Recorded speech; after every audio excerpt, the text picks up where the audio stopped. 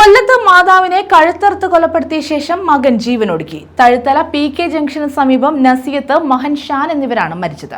നസിയത്തിന്റെ മൃതദേഹം കഴുത്തറുത്ത നിലയിലും ഷാനിന്റെ മൃതദേഹം തൂങ്ങിയ നിലയിലുമാണ് കണ്ടെത്തിയത്. എന്താണ് കൊലപാതകത്തിനും പിന്നാലെയുള്ള ജീവനൊടുക്കലിനും കാരണമെന്ന് വ്യക്തമല്ല. കൊല്ലം കൊട്ടിയത്താണ് അമ്മയുടെ കഴുത്തറുത്ത് കൊലപ്പെടുത്തിയ ശേഷം മകൻ ജീവനൊടുക്കിയത്. തഴുത്തല PK ജംഗ്ഷന് സമീപം 60-കാരിയായ നസിയത്ത്, മകൻ 33-കാരനായ ഷാൻ എന്നിവരാണ് മരിച്ചത്. നസിയത്തിന്റെ മൃതദേഹം കഴുത്തറുത്ത നിലയിലും ഷാനിന്റെ മൃതദേഹം തൂങ്ങിയ നിലയിലുമാണ് കണ്ടെത്തിയത്. കൊലപാതകത്തിനും പിന്നാലെയുള്ള ജീവനൊടുക്കലിനും കാരണം എന്താണെന്ന് വ്യക്തമല്ല.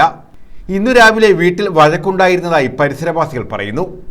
രാവിലെ ഒരു കോൾ വന്നതിൻ്റെ അടിസ്ഥാനത്തിലാണ് ഫോൺ കോളുകൾ വരുന്നതുകൊണ്ടാണ് ഞാൻ ഓടിയെത്തിയത്. ഇവിടെ വന്നപ്പോൾ ഇവിടെ ഉമ്മ മരണപ്പെട്ട് അവിടെ കഴുത്തറുത്ത നിലയിൽ കിടക്കുന്നു, മകൻ തൂങ്ങി മരിച്ച നിലയിൽ കാണുന്നു.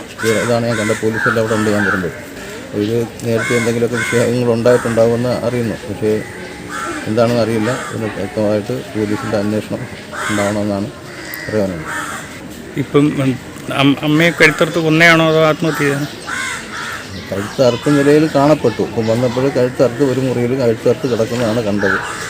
പിന്നെ തൊട്ടടുത്ത മുറിയിൽ മകൻ തൂങ്ങി മരിച്ച നിലയിലാണ് കണ്ടത്. അപ്പം ഈ നമ്മുടെ മാരകമായിട്ടുള്ള മറ്റ് ഇതുണ്ടല്ലോ, മയക്കുമരുന്ന് കാര്യങ്ങളൊക്കെ ഉപയോഗിക്കുന്ന ഒരു കാലമാണിത്. ഇതെങ്ങനെയാണെന്ന് അറിയില്ല. കൊട്ടിയം പോലീസ് തുടർ നടപടികൾ സ്വീകരിച്ചു. കൂടുതൽ വിവരങ്ങൾ അന്വേഷിച്ചു വരികയാണെന്ന് പോലീസ് പറഞ്ഞു. വളരെ ഞെട്ടിപ്പിക്കുന്ന ഒരു സംഭവമാണിത്. അമ്മയുടെ ശരീരം കഴുത്തറുത്ത നിലയിലും മകൻ തൂങ്ങി നിൽക്കുകയാണ്. സംഭവത്തിൻ്റെ വിശദാംശങ്ങൾ ഇനി പോലീസ് അന്വേഷണത്തിൽ വ്യക്തമാകേണ്ടതാണ്. പയ്യൻ മകൻ ലഹരി ഉപയോഗിക്കുന്നതായി സംശയമുണ്ട്. അതും പോലീസ് പൂർണ്ണമായി പറയേണ്ടതാണ്.